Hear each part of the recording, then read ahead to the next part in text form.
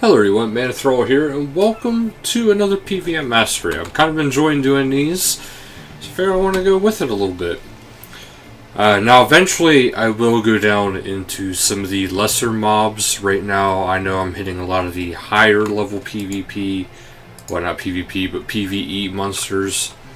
I will dial it down a little bit here. This way it's not all focused on just, high level people.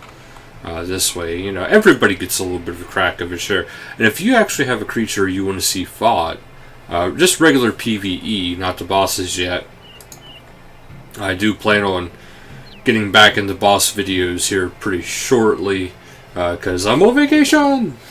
So there's a lot of stuff I want to do, but the main thing is I want to be able to get a lot of stuff done for this vacation. I have a lot of stuff planned for you guys and myself, so. But up first, we're going to fight the Airut. Now, the quickest way to this location, it's actually kind of cheaty. If you go into your currency pouch, and if you remember correctly, there is the memory strands. Now, these memory strands, you can still teleport to the Temple of Guthix. Well, Guthixian Temple right here. So you can teleport there, walk straight up, and right here they are. Now, as far as combat is concerned with these guys, what I personally prefer is to go ahead and use melee. They don't have an exact weakness, and here's the reason why I go for melee. They attack with both melee and range, and they don't have a specific weakness. So that means they will do heavy damage to range, and they can do heavy damage to mage. Depends on the stance they're in.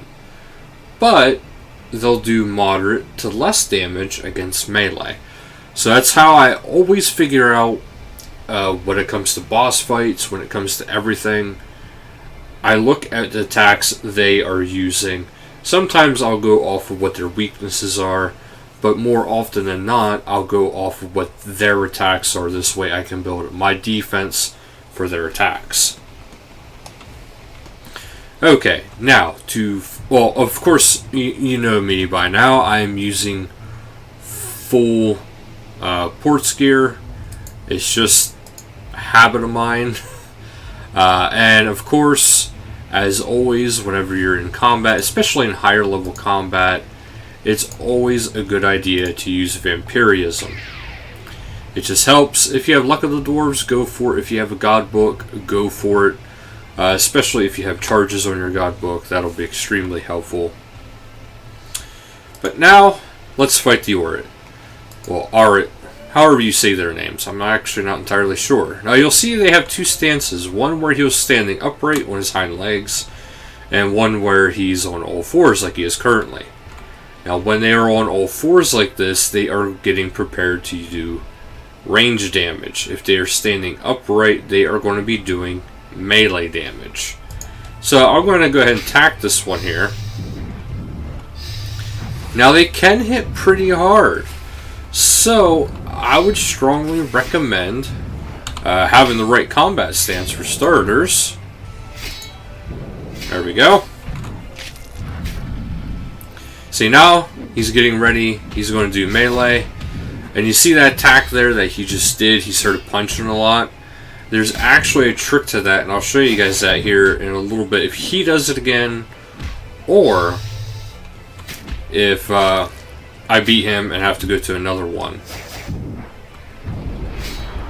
Well, he's already down for the count. But now you can see, with the ports gear, he was relatively kind of easy.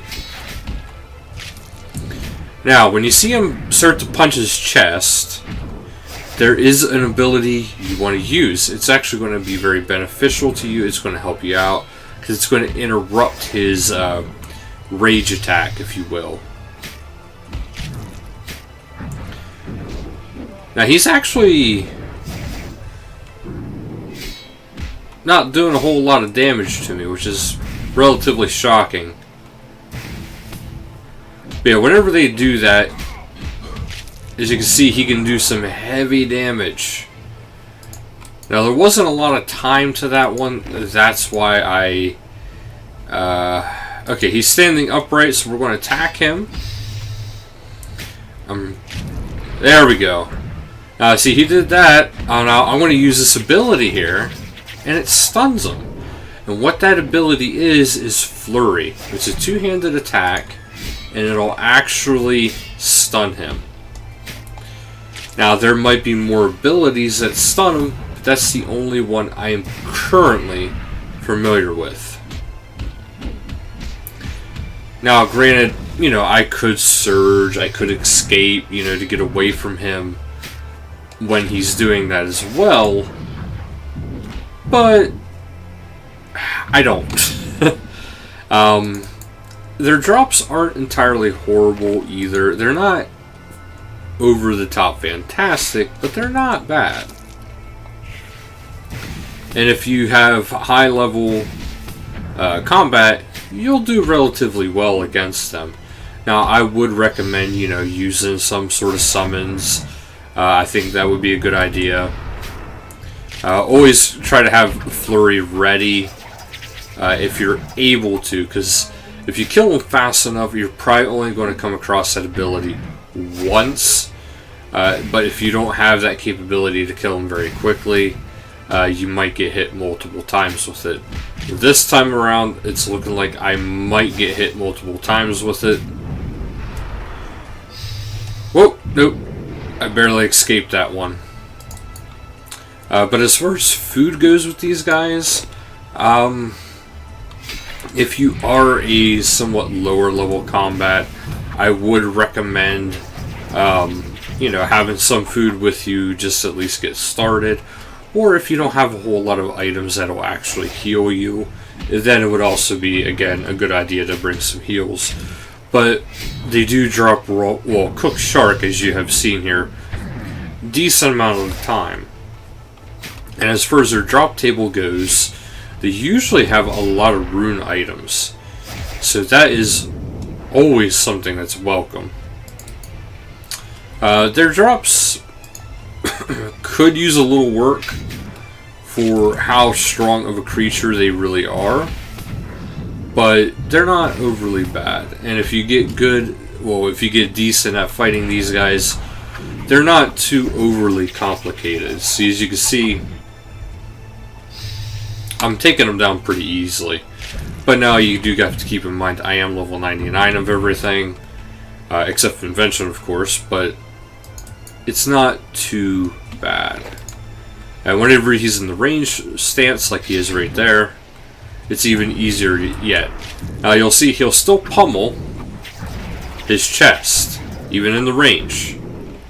So I'm actually glad he did that.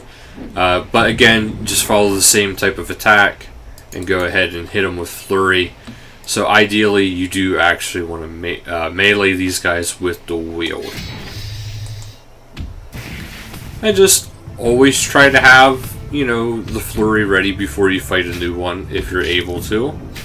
Also, since you're using melee, try to actually target the ones that are going to be getting ready to use range, because then they'll be more susceptible to melee damage.